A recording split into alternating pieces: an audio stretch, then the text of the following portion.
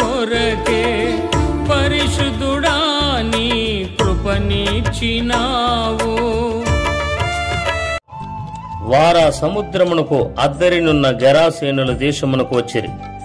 ఆయన దోణి దిగగానే అపవిత్రాత్మ పట్టిన వాడొకడు సమాధుల్లో నుండి వచ్చి ఆయనకు ఎదురుపడెను. వాడు సమాధులలో వాసము చేసేడివాడు. సంకెళ్లతోనైనను ఎవడును వాని బంధింపలేకపోయెను. పలుమారు వాని కాళ్లకును చేతులకును సంకెళ్ళు వేసి బంధించిన వాడు ఆ చేతి సంకెళ్ళు తెంపి కాలి సంఖ్యలను తుత్తునీయులుగా చేసెను గనుక ఎవడును వానిని సాధుపరచలేకపోయెను. వాడు ఎల్లప్పుడూ రాత్రింబగళ్ళు సమాధుల్లోనూ కొండల్లోనూ కేకలు వేయుచు తన్ను తాను రాళ్లతో గాయపరుచుకొనుచు నుండెను.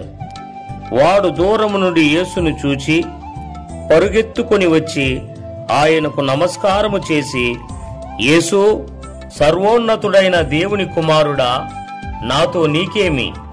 నన్ను బాధపరచుకోమని దేవుని పేరిట నీకు ఆనబెట్టుచున్నానని బిగ్గరగా కేకలు వేసెను. ఎందుకనగా ఆయన, అపవిత్రాత్మ, ఈ మనుష్యుని విడిచిపోమ్మని వానితో చెప్పెను.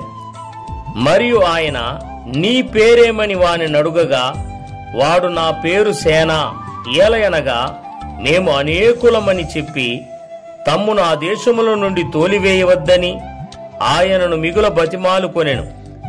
అక్కడ కొండ దగ్గర పందుల పెద్ద మంద మేయుచుండెను గనుక ఆ పందులలో ప్రవేశించున్నట్లు మమ్మును వాటి యొద్దకు పంపుమని ఆ దయ్యములు ఆయనను బ్రతిమాలుకొనెను. యేసు వాటికి సెలవీయగా ఆ అపవిత్రాత్మలు వానిని విడిచి పందులలో ప్రవేశించెను. ప్రవేశింపగా ఇంచుమించు 2000 సంఖ్య గల ఆ మంద ప్రప్రాతము నుండి సముద్రపు దారిని వడిగా పరిగెత్తుకొని పోయి సముద్రములో పడి ఊపిరి తిరుగక చచ్చెను. ఆ పందులు మేపుచున్న వారు పారిపోయి పట్టణములోను గ్రామములోను ఆ సంగతి తెలియజేసిరి.